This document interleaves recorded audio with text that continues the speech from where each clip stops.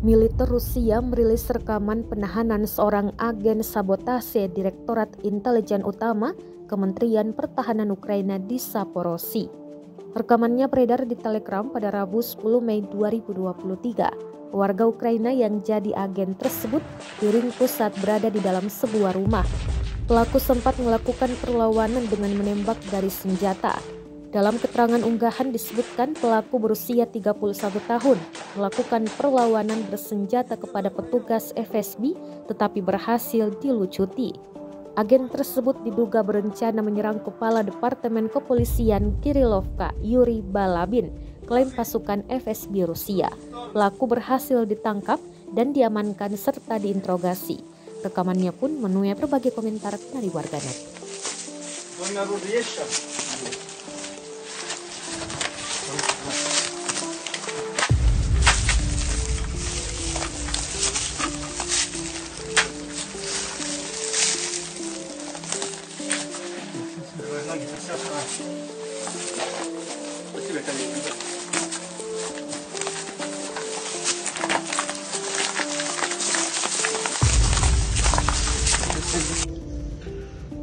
Почему задержаны?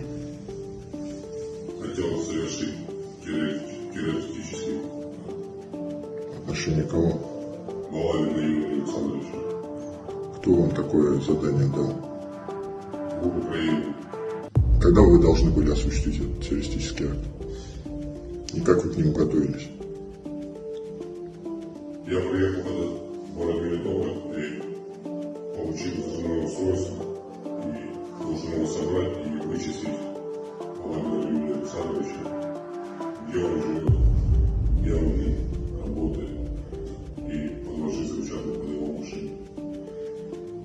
Когда это должно было быть? На майских праздниках.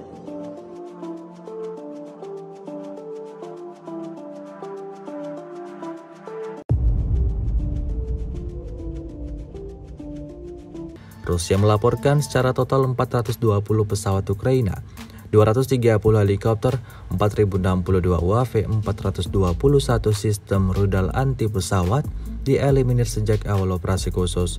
Sementara itu dari kubu Kiev, Kementerian Pertahanan Ukraina melaporkan 690 tentara Rusia dieliminir dalam sehari terakhir. Total 196.310 prajurit Federasi Rusia meninggal sejak awal konflik hingga hari ke-441.